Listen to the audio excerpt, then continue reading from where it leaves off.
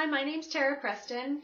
I'm a soul-based business mentor, Akashic record reader, beauty branding expert, and I work with healers who want to increase their visibility, own their value, and rock their purpose both off and online.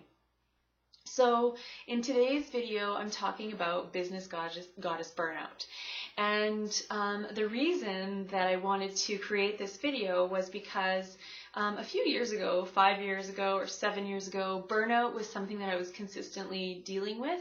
And for myself, it was rooted from an inability to maintain balance and even, just really feeling like I was never enough.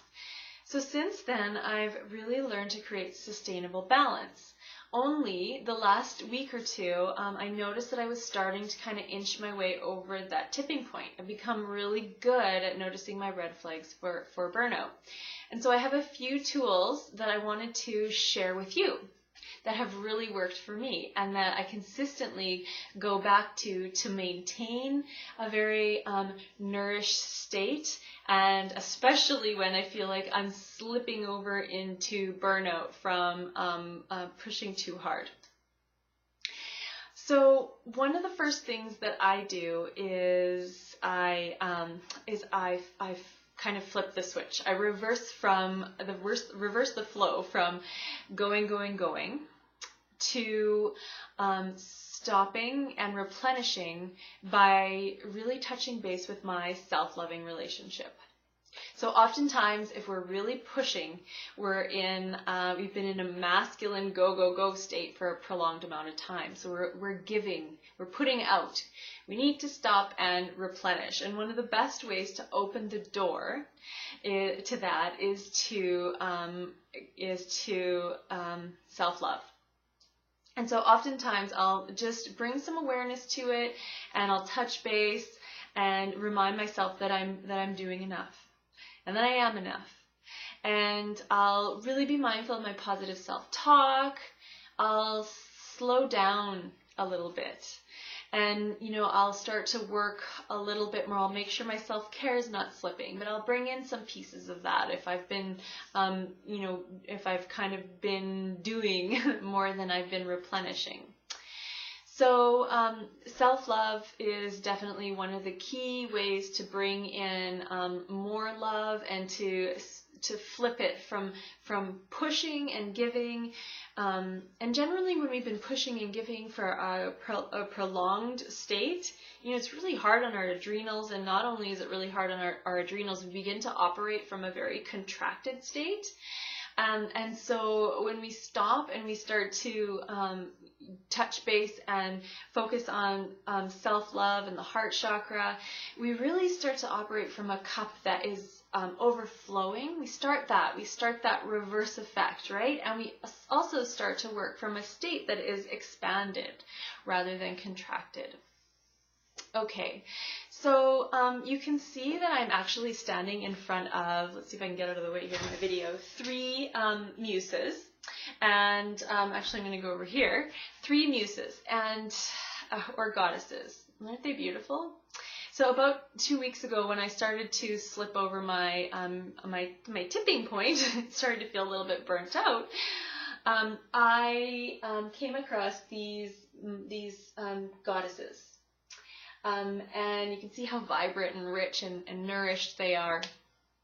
They've been hanging on my wall, on my mother-in-law's wall, since about the 70s, and they were brown, and for the longest time I'd wanted to paint them. And she had them sitting in a box ready to be donated to the secondhand store. And I asked her if I could paint them for her. She said I could have them.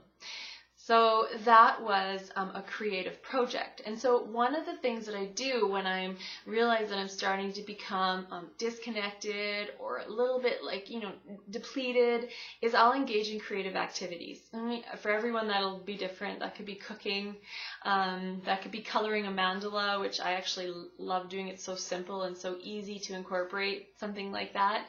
But this time around it was these goddesses, and they ended up being so vibrant and rich, and it was kind of, it reminded me of operating from a nourished state.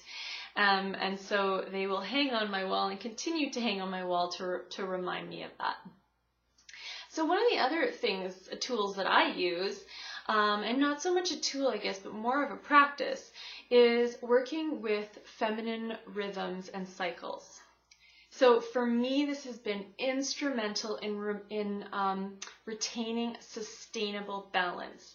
So, and when I say sustainable balance, it's like I'm on the surface doing as much as I'm mindful and connected to what's going on underneath.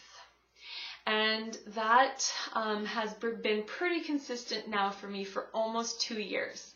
And it's something that I often will teach with and work with other women who are feeling a little bit disconnected, and teach them how to maintain that center and that constant state of connection. So I do work with the phases of the moon, and I'll give you a brief overview of that. But new moon is really the gentle inward time. And so I use that to journal, to connect one-on-one, and to create. And then as the cycle goes on upward to the full moon, that's where I'm more extroverted, I'm taking on more clients. And then as it goes downward, I'm looking at what no longer serves me. I'm preparing to go into new moon to rest. I generally schedule about 3 days to rest. So I hope some of these tools have inspired you to incorporate them into your own practice. If you would like, please head on over to my website, www.enlightenthesoul.com. You can click on the free tab, and there is a downloadable Sacred Biz startup guide for the Fempreneur path. And I've got all kinds of other tips and resources for you. Thank you so much. I look forward to talking to you soon. Bye-bye.